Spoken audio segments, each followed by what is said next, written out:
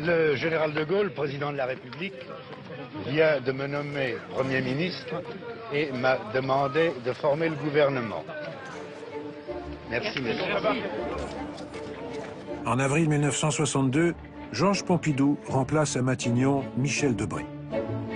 Au chantre de l'Algérie française qui a avalé la couleuvre de l'indépendance, succède un fondé de pouvoir de la banque Rothschild, inconnu du grand public.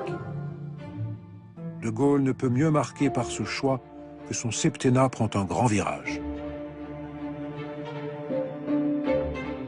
Avec Pompidou à Matignon, le chef de l'État peut réaliser le projet auquel il songe depuis longtemps, l'élection du président de la République au suffrage universel direct. Ce changement suppose la modification de la Constitution. Le 30 mai 1962, le président de la République confie le fond de sa pensée. La légitimité m'a été conférée par l'histoire. Il faut désormais que la légitimité soit directement conférée par le souverain, c'est-à-dire le peuple, sa presse. D'abord, à mon âge, on ne sait jamais ce qui peut arriver. Il faut prendre toutes les précautions. Et puis, si l'OAS me zigouille... Le 22 août, en fin d'après-midi, au Petit Clamart, un commando de l'OAS arrose sa voiture de tir croisé de fusils mitrailleurs. 14 projectiles traversent la carrosserie de la DS. Une balle frôle la tête du général. Un vrai miracle. L'attentat du Petit Clamart tombe à pic. Il soulève une telle émotion dans l'opinion que De Gaulle y voit l'opportunité de déclencher le processus de réforme.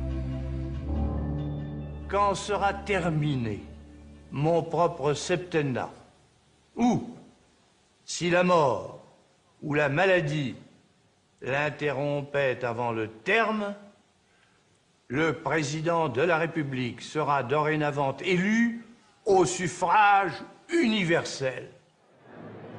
L'ensemble des partis, des personnalités politiques, des corps intermédiaires se prononcent contre la réforme constitutionnelle.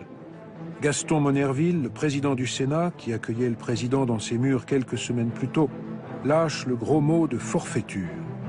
Le Conseil d'État juge que la procédure choisie, le référendum, n'est pas conforme à la Constitution. De Gaulle peste.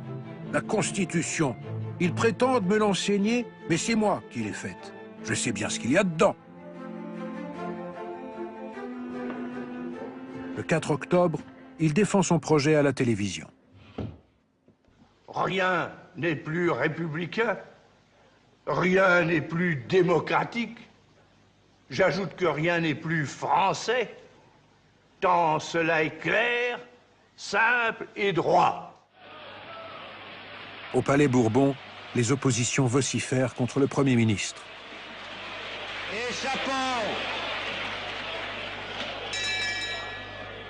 Échappons, messieurs les opposants! Les députés votent la censure et mettent en minorité le gouvernement Pompidou. De Gaulle s'assoit sur ce désaveu parlementaire. Il dissout l'Assemblée. Le chef de l'État jette tout son poids dans la bataille du référendum constitutionnel. Le 18 octobre, De Gaulle menace « moi ou le chaos ».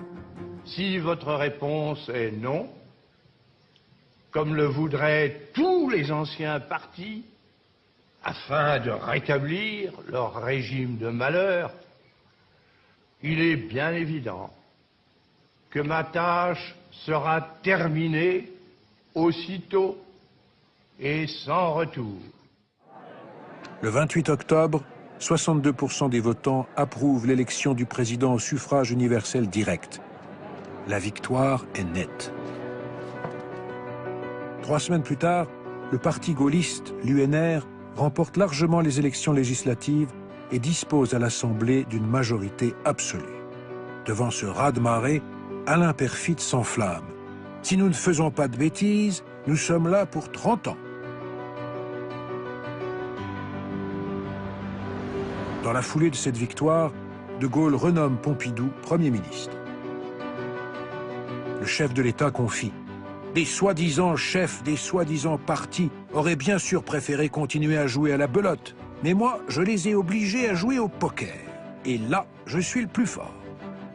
J'ai déclaré la guerre aux partis. Les partis sont irrécupérables. Mais les chefs de parti ne demandent qu'à être récupérés. Il leur suffit de récupérer un portefeuille. À la fin de cette année 1962, le monarque a toutes les cartes en main. C'est la deuxième naissance de la Ve République.